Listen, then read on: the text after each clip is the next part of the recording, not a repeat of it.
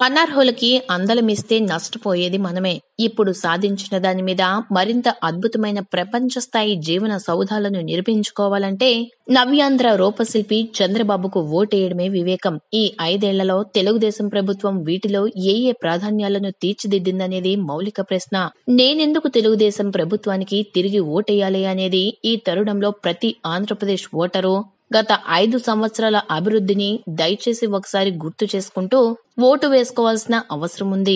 గత 5 ఏళ్లలో ఎక్కడా రైతుల ధర్నాలు లేవు, విద్యుత్ సమస్యలు లేవు, విత్తనాల కోసం ఎరువుల కోసం రైతులు వరుసలో నిలబడలేదు. సంపూర్ణంగా కాకపోయినా 50,000 అప్పు వరకు 50 లక్షల మందికి పైగా ఒకేసారికి రుణమాఫీ జరిగింది. మిగతా వారికి 5 వాయిదాలలో జరుగుతోంది. 4-5 వాయిదాలు ఈ మార్చి నెలాఖరుకి కడుతోంది ప్రభుత్వం.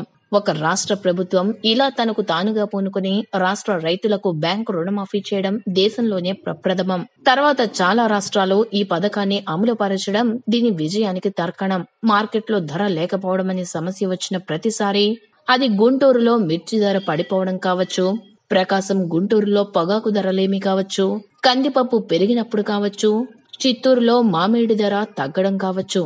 ఇలా ప్రతిసారి ప్రభుత్వం మార్కెట్ ఇన్వెస్టర్స్ ద్వారా తానే కొనుగోలు చేసావు, లేక రైతుకి తగ్గిన ధరని ప్రభుత్వం ద్వారా భర్తీ చేసావు, రైతుని వినియోగదారుడిని ఆదుకుంది. కేంద్రం ఎరువుల కోసం సాలుకు 6,000 లెక్కన 5 ఎకరాల లోపల ఉండే రైతుకి ఇస్తామని ప్రకటిస్తే రాష్ట్రం ఇంకొక అడుగు ముందుకేసి ఆ 6,000కు ఇంకొక 9,000 కలిపి మొత్తం 15,000గా 2 వాయిదాలలో ఇస్తామని ప్రకటించింది. 5 ఎకరాల పైన ఉన్న రైతులకి 10,000 సాయం ఏకమొత్తంగా ప్రకటించింది. స్వతంత్ర భారతంలో ఇంతవరకు ఏ రాష్ట్ర ప్రభుత్వం కూడా ఇంత పెద్ద ఎత్తున సహాయం ప్రకటించలేదు. 2014లో కొత్తగా ఏర్పడిన రాష్ట్రం నాటి ఆపత్కర పరిస్థితుల మధ్య నుంచి ఈ 5 ఏళ్లలో ఎలా పయనించింది? రైతులకి సాగునీరు వచ్చిందా? రాజధాని నిర్మాణం మొదలైందా? మధ్యస్థాయి, ఉన్నత స్థాయి విద్యా సంస్థలు మొదలయ్యాయా?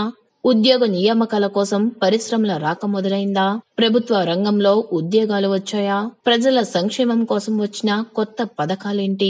ఇలాంటి ప్రశ్నలకు తరుణమిదే.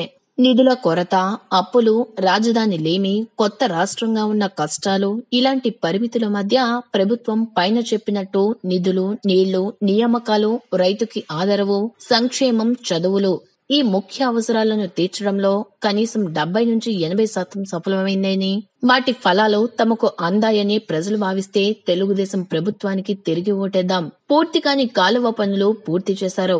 ఎత్తిపోతల పథకాలను యుద్ధ ప్రాతిపదికన అభివృద్ధి చేశారు. గోదావరి జలాలను కృష్ణా నదితో అనుసంధానం చేయడం కోసం పట్టిసీమ పథకాన్ని సంవత్సరంలో పూర్తి చేసి కృష్ణా డెల్టాకు సాగునీరిచ్చారు. కృష్ణా డెల్టాకు ఇచ్చే నీటిని శ్రీశైలం నుంచి రాయలసీమలోని 4 జిల్లాలకు మళ్లించారు.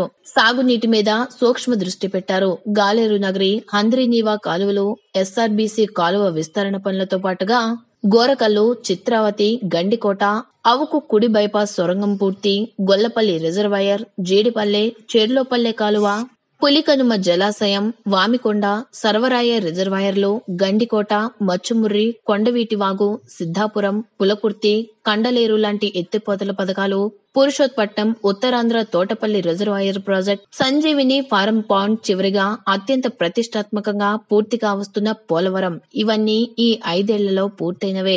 రైతుల కష్టాలు తీరిపోయాయని చెప్పడం అతిశయోక్తి అవుతుందేమో కానీ ఖచ్చితంగా ఈ 5 ఏళ్లలో రైతుల జీవితాల్లో మార్పు కనబడడమే కాదు, రాబోయే గుణాత్మకమైన మార్పునకు బీజాలు పడ్డాయి. ఇక 3వ అతి ప్రధానమైన విజయం సంక్షేమ ఫలాలను ప్రజలకు అందించడం.